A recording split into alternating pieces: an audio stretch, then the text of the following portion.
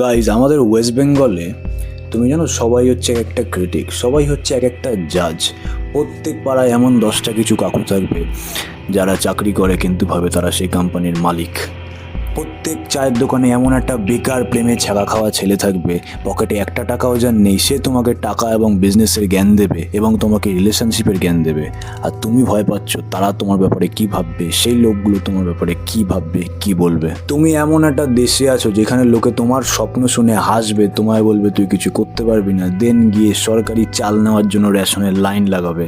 তো তোমাকে যদি একটা লাইনে বোঝাই, তাহলে তোমাকে বলবো তুমি জীবনে কিছু করতে পারছো না, তার কারণ এইটা নয় যে তোমার কাছে পয়সা নেই, এইটা নয় যে you don't have any skill. তার একটিমাত্র কারণ হচ্ছে তুমি সবসময় ভাবো লোকে কি বলবে, সে কি বলবে, ও কি বলবে, লোকে আমার ব্যাপারে কি বলবে। এই একটি বাজে চিন্তা, এই একটি মাত্র ক্যান্সার যেটি তোমাকে আস্তে আস্তে শেষ করে ফেলছে। তুমি তোমার জীবনে কিছু করতে চাও, স্ট্যান্ড আউট করতে চাও, তুমি কন্টেন্ট বানাতে চাও, বা তুমি কিছু পোস্ট করতে চাও, বা তুমি নিজের বিজনেস চালু করতে চাও, তুমি একটা ভিড়ের মধ্যে থেকে বেরিয়ে তোমার ওপিনিয়ন রাখতে চাও, বা তোমার বন্ধুদের গ্রুপে, ইভেন একটা স্মল গ্রুপে তুমি তোমার কথা বলতে পারো না। কেন? তোমার মাথায় সবসময় কিছু জিনিস ঘুরে ঘুরে তোমায় খাচ্ছে। সেটি হলো কেউ যদি হাসে, কেউ যদি আমাকে রোস্ট করে, এখন চালু হয়েছে না নতুন ইন্টারনেটে রোস্টিং কালচার স্ক্রিনের পেছন থেকে, সেটি তোমার কাছে বিশাল বড় ব্যাপার। কেউ যদি তোমাকে বলে যে তুমি বেশি উড়ছো, এইসব চিন্তা তোমার মাথায় ঘুরে খায়। তাই তুমি কোনোদিন ভিড় থেকে নিজেকে আলাদা করতে পারো না। তুমি সেই ভেড়ার পালের একখানা ভেড়া হয়ে থেকে যাও, যাকে কেউ কোনোদিন মনেও রাখবে না, মনে রাখেও নি, আর রাখছেও না। মন দিয়ে শুনবে, এটা আমার নিজের জীবনের পার্সোনাল এক্সপিরিয়েন্স। তোমার মাথা থেকে এই ভূত আজকে আমি নামাবো, এটা আমি ভগবানকে কথা দিয়ে এসেছি। আমার নিজের জীবনের এক্সপিরিয়েন্স শেয়ার করব। তো 2023 সালের ঘটনা। আমার 19 বছর বয়স ছিল, আই ওয়াজ 19। তোমার মতোই ছিলাম, লোককে খুশি করতাম, নিজের সুখ বিসর্জন দিয়ে লোককে সুখী করতাম, যাদের ইভেন মনে হয় আমি চিনিও না, যারা আমায় কোনোদিন মনেও রাখবে না। সব সময় মাথা এটাই ঘুরতো, লোককে কীভাবে খুশি রাখবো, লোকের মতো কীভাবে চলবো, অ্যাভারেজ থাকবো, কোনো দিন এমন কিছু করব না যেটা লোকে পছন্দ করবে না। আমার তো কোনো ইচ্ছা নেই, ভাড়মে যাক। তারপরে যখন আমি রাতে ঘুমাতে যেতাম, আমার সিরিয়াস মনে হতো যে কিছু তো লাইফে ভুল হচ্ছে রে ভাই, কিছু তো লাইফে আমি মিস করছি। সেটা কি? সেটা হচ্ছে নিজের সুখকে বিসর্জন দিয়ে লোকের সুখকে প্রায়োরিটি দেওয়া, নিজের ওপরে কাউকে প্রায়োরিটি দেওয়া। তো এরমই চলছিল। একটা কথা মনে রাখবে ভাই, ভগবানের মার দুনিয়ার বার। ভগবান ঠিক করলো না প্রিয়ম, তোর জীবন এইভাবে চলতে পারে না। তোকে এমন একটা বাস দিতে হবে যাতে তুই উঠিস, এই হ্যাবিট থেকে তোকে বেরোতে হবে। তো ভগবান, স্বয়ং ভগবান চেয়েছেন আমাকে ঠিক পথে আনতে।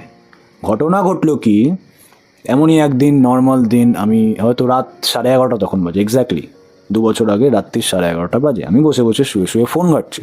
হঠাৎ কী হলো, আমার মায়ের হলো শরীর খারাপ ভাই, সেই শরীর খারাপ। মায়ের শরীরটা খারাপ লাগলো। আমি বললাম, মা কী হয়েছে? তো মা বলছে, ভাই আমার শরীর খারাপ লাগছে বাবু। তো মায়ের যে ওষুধটা খেতে হয় সেটা খুবই রেয়ার ওষুধ, আগে আমি বলে দিই, খুব দামি ওষুধ, সব দোকানে পাওয়া যায় না। আমাদের এলাকায় দুখানাই দোকান ছিল যেখানে কিনা সেই ওষুধটা পাওয়া যায়। তো তখন আমি কি করব, ঘরে ওষুধ নেই, মা বলছে বাবু তুই ওষুধটা নিয়ে আয়। আর আমি তো ভাই তাড়াতাড়ি, আমি ফোন ফেলে রেখে গেছি, এটা মনে রাখবে, এই নিয়ে পরে একটা ঘটনা আছে। ফোন ফেলে রেখে আমি ভাই তাড়াতাড়ি বেরিয়েছি, তাড়াতাড়ি করে ভাই, কোনো দিক চিন্তা নেই, যতই বাজুক 11:30 12টা, আমাকে যেতেই হতো। আমি গেছি, আমি জানি ভাই খোলা পাবো না। কপাল খারাপ কাকে বলে আমি তোমায় বলছি। তো আমি গেছি ওষুধের দোকানে, অবভিয়াসলি অ্যাজ ইউজুয়াল সেটা খোলা নেই। আরেকটা সেকেন্ড দোকানে গেলাম, সেটিও খোলা নেই ভাই, সব বন্ধ। তখন ভাই 11:30 12:30 বাজে, সব কিছু বন্ধ। এমনই ওষুধ সেটি অন্য দোকানে আমি পাবো না জেনেও আমি অন্য দোকানে গেলাম ভাই, অ্যাজ ইউজুয়াল ভাই কোনো দোকানে ওই ওষুধ নেই। কপাল খারাপের কিচ্ছু স্টার্ট হয়নি এখনও। এবার তুমি বুঝবে কপাল খারাপ থাকলে কাকে বলে ভাই ব্যাড লাক, ঠিক আছে? তো তখন আমি সাইকেল ইউজ করতাম। কি হয়েছে, সাইকেলে একটুখানি যাচ্ছি ভাই, চেন পড়ে যাচ্ছে, আর এমন চেন পড়েছে ভাই, চেনই ঢিলা হয়ে গেছে। তো চালাচ্ছি, একটু চলছে, 1 মিনিট বাদে চেন পড়ছে। তো এই অবস্থাতে আমি কি করব, 1 কিলোমিটার দূরে গেলাম একটা ওষুধের দোকানে, ওই সাইকেল নিয়ে ওই অবস্থায় ভাই 10 থেকে 15 বার, বেশি ছাড়া কম নয়, চেন তুলতে তুলতে একটা ওষুধের দোকানে গেলাম 1 কিলোমিটার দূরে।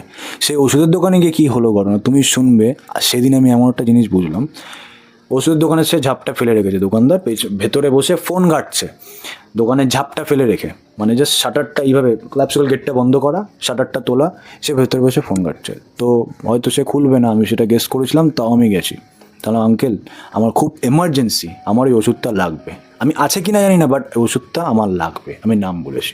লোকটা আমাদেরকে ফিরেও তাকালো না, ফোন ঘাটা কন্টিনিউ করতে করতে, না এখন হবে না। আমি ভাই কীভাবে যে রিকোয়েস্ট করেছি আমি তোমায় বলে বোঝাতে পারবো না। আমার এমার্জেন্সি আঙ্কেল, আমার লাগবে, আমার মায়ের শরীর খারাপ, প্লিজ আপনি করুন। এত রিকোয়েস্ট আমি কাউকে করি না, আগেও করতাম না এখনও, বাট আমি রিকোয়েস্ট করেছি আমার লাগবে। তো সেই লোকটা ভাই ফিরেও তাকালো না রে ভাই। সেদিন আমি বুঝলাম যে মানুষ কত বেইমান হয়, কত বেইমান মানুষ হতে পারে, কী স্বার্থপর দুনিয়াটা। সেই প্রথম রিয়ালিটি চেক আমি পেলাম। ঠিক আছে, তখন আমি এমন একটা কথা বলেছিলাম না, আমি এত রাফ কথা কাউকে বলি না। আমি দোকান দিয়ে বেরোনোর সময় মানে জাস্ট লস্টেড, মাইন্ডে আমি কন্ট্রোল হারিয়ে ফেলেছি। লোকটাকে একটা কথা বললাম, এত অহংকার, এত ইগোকে আপনি মরার সময় নিয়ে যাবেন? হ্যাঁ, আপনি কি মরার সময় এত অহংকার নিয়ে যাবেন? ভাই চেঁচিয়ে বলছি রাস্তার মধ্যে। আমি দোকান দিয়ে বেরিয়ে এসেছি, সোজা কথা। তো দোকানের লোকটা তখন বেরিয়ে এসছে, দোকানের লোকটা দোকানের লোকটা তখন ফোন ঘাটা বন্ধ করেছে, এই শুনে ট্রিগার হয়ে গেছে, বলছে না এখন ওষুধের দোকান খোলা যাবে না, এত রাত থেকে ভাড় যা, আমার টাইম নেই ভাই তোর সাথে কথা বলার। আমি ওখান থেকে চলে গেছি।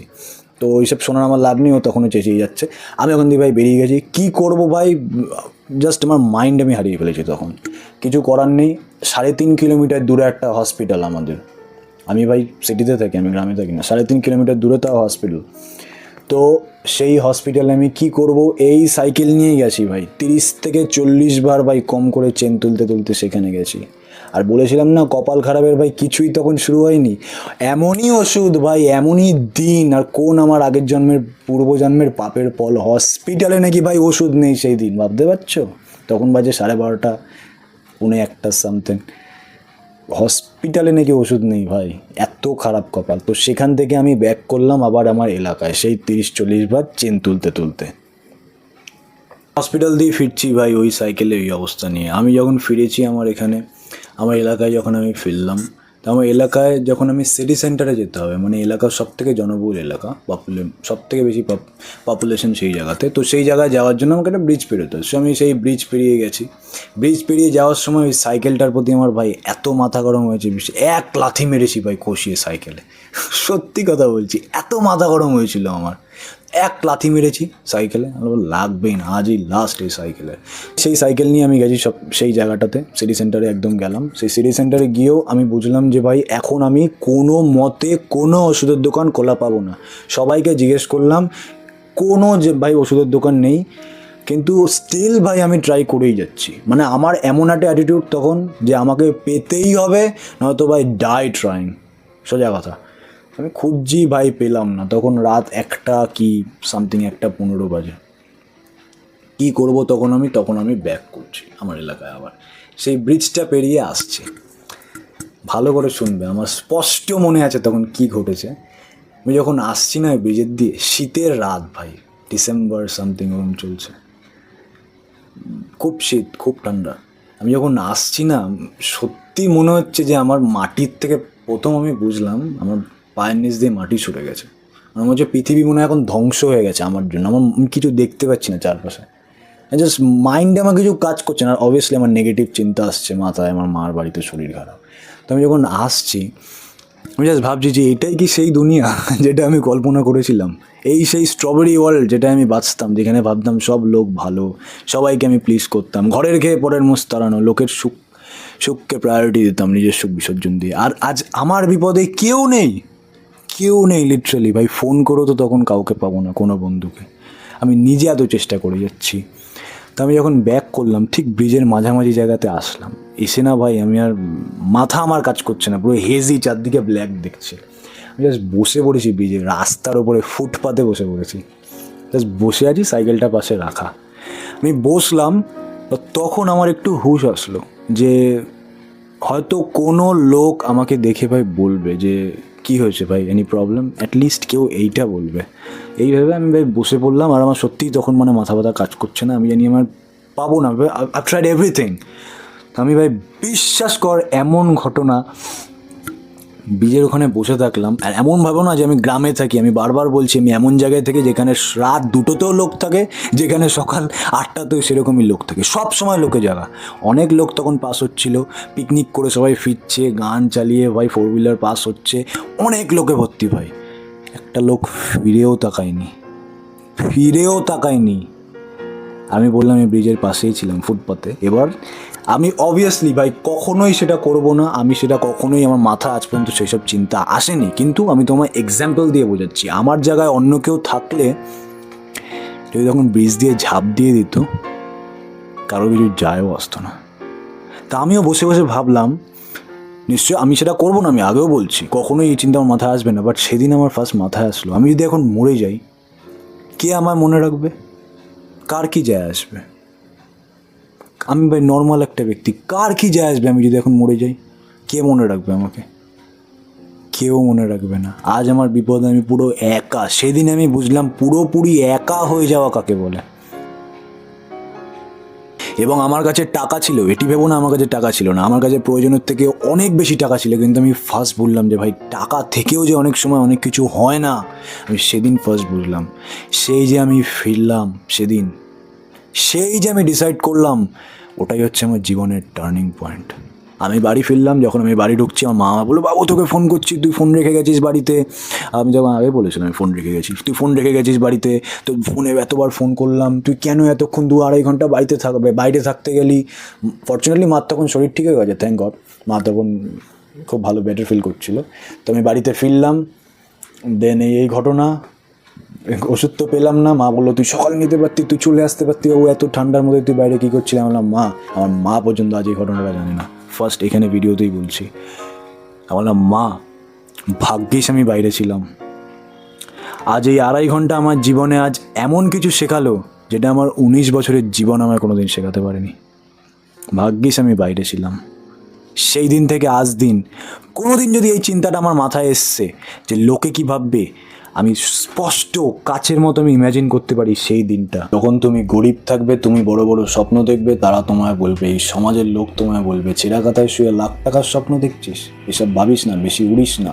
যখন তুমি বড় লোক হবে, সাকসেসফুল হবে, তখন তারা তোমায় বলবে তোর ভাগ্য লক্ষ্মী সহায়, সবার দ্বারা এসব হয় নাকি, ইউ গট লাকি। প্রত্যেকটা লোক চাকরি করে, তারা বিজনেস চালু করতে যায়, তুমি তাদের কোনো একটা সামান্য চায়ের দোকানের বিজনেসের আইডিয়া দাও, তারা ফার্স্টেই তোমাকে হাজার একটা কথা বলবে। তারা বলবে এই এলাকায় বিজনেস চলবে না, এই এলাকার লোকের পয়সা নেই। ভাই নিজে বলছি, আমি একজনকে আইডিয়া দিয়েছিলাম, সে আমায় বলেছিল এই এলাকায় চলবে না, এই এলাকায় লোকের পয়সা নেই, এখানে তো 10টা দোকান, আমার দোকান চলবে কেন? মানে বিজনেস চালু করার আগেই হাজার চিন্তা, এদের দ্বারা জীবনে কিচ্ছু হবে না।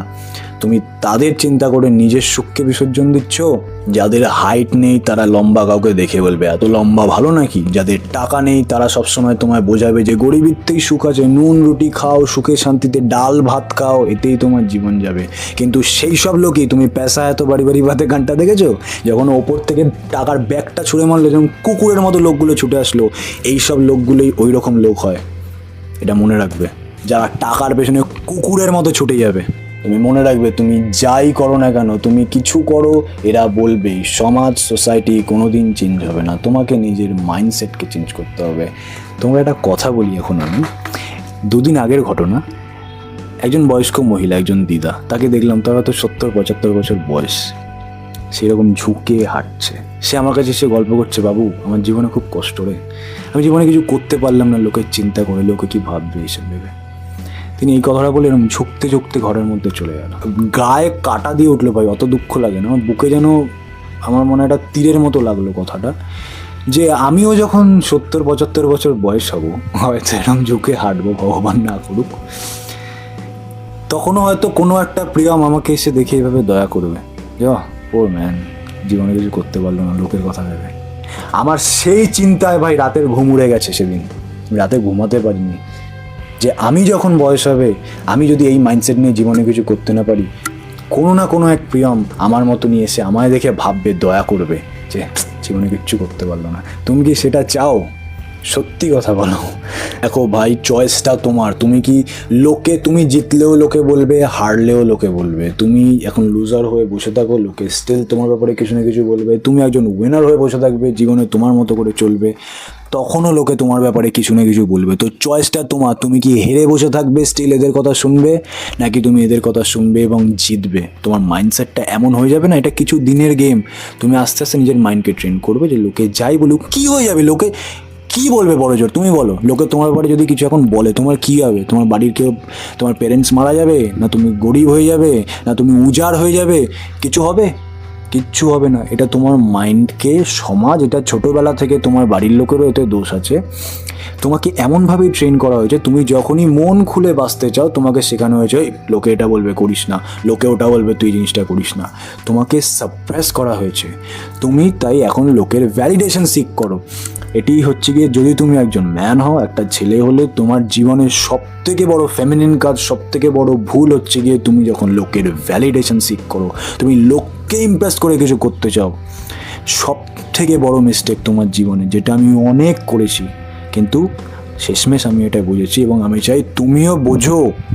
মনে রাখো, ইউ কান্ট প্লিজ এভরিওয়ান। তুমি সবাইকে কোনো দিন ইমপ্রেস করতে পারবে না। তোমাকে একটা এক্সাম্পল দিই ভাই, আমি সেই ব্যাপারে যাচ্ছি না যে তুমি রণবীর সিংয়ের অ্যাক্টিংকে পছন্দ করো কি পড়ো না, হয়তো তুমি ওকে পছন্দ করতে পারো বা না করতে পারো, কিন্তু ভাই রণবীর সিংয়ের কনফিডেন্স, ওর এত বোল্ড কনফিডেন্স, তুমি ওকে তার জন্য কোনো দিন ইগনোর করতে পারবে না ভাই। ও যা করে, ও কারোর কোনোদিন কেয়ার করে না লোকে তার ব্যাপারে কি বলবে, ও জাস্ট মন খুলে বাঁচে, এই জন্য ভাই সবসময় লাইম লাইটে থাকে ভাই, টপে থাকে। তুমি চেনো অ্যাটলিস্ট রণবীর সিংকে, তুমি কোনোদিন ইগনোর করতে পারবে না, খারাপ বলো কি ভালো বলো।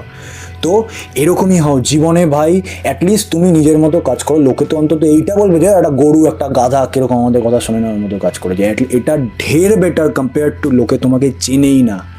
এখন যে তোমার লোকে চেনে না, নর্মাল মানুষকে ভাই কেউ মনে রাখে না। জাস্ট সমাজের এই বেড়াজাল থেকে বেরো, নিজের ইচ্ছা মতো চলো, যাতে তুমি নিজের জীবনে গ্রো করতে পারো ভালোভাবে, একটি ভালো সাকসেসফুল পজিশনে তুমি যেতে পারো। তোমার মনের যা ইচ্ছা আছে তুমি সেটাকে সাকসেসফুল করতে পারো। তুমি জানো ওই বয়স্ক লোকেরা এমনি এমনি বলে যে আমার এত জীবনে কষ্ট, তারাও সেই সেম ভুলটা করেছে, আর আজ তাদের কাছে কোনো রাস্তা নেই, পিছনে তারা আজ যেতে পারবে না। কিন্তু তুমি এখনও ইয়াং, আমরা ইয়াং, আমাদের কাছে এটাই অপশান, এখনই বুঝে যাও, নয়তো অনেক লেট হয়ে যাবে। শেষ একটাই কথা বলবো, ভগবানকে পর্যন্ত মানুষ কথা শুনিয়েছে। তুমি রামায়ণে পড়েছো, যখন মাতা সীতা এবং ভগবান শ্রীরাম লঙ্কার থেকে ফিরলেন অযোধ্যায়, তখন অযোধ্যার লোক তাকে কোয়েশ্চেন করেছিল যে আপনাকে অগ্নি পরীক্ষা দিতে হবে। স্বয়ং ভগবানকে, মাতা সীতাকে বলেছে তোমাকে অগ্নি পরীক্ষা দিতে হবে, আমরা বিশ্বাস করি না, তুমি পরপুরুষের বাড়ির থেকে এসছো। তখন মাতা সীতা দুঃখে, বিশ্বাসঘাতকতার জন্য সে বলছে আমি তোদের নিজের ছেলে মেয়ের মতো মানুষ করলাম, তোরা আমাকে কিনা আমার ওপর আজ আঙ্গুল তুলছিস। এই কলঙ্ক তিনি সহ্য করতে পারেননি, তাই তিনি অযোধ্যা ছেড়ে চিরতরে চলে গেলেন। তো এই মানুষ, এই সমাজ, স্বয়ং ভগবানকে পর্যন্ত ছাড়েনি, তো তুমি আর আমি তো আর বললাম না, তুমি আর আমি তো কোন হরিদাস পাল। কোনোদিন যদি এরপরে মনে হয় যে লোকে কি ভাববে, এই চিন্তাটা তোমাকে সাপ্রেস করে রেখেছে, তোমাকে দাবিয়ে রেখেছে, আমার এই ভিডিওটা একবার দেখে যাও। আই হোপ এই ভিডিওটি তোমাকে হেল্প করবে, আমি বিশ্বাস করি ভাই। মন খুলে কথা বললাম, খুব ভালো লাগলো। আমি সত্যি তোমার ভালো চাই ভাই, আমি তোমায় চিনি না, জানি না, তাও মনুষ্যত্বের খাতিরে এই ভিডিওটি বানালাম। Thank you very much for watching, by.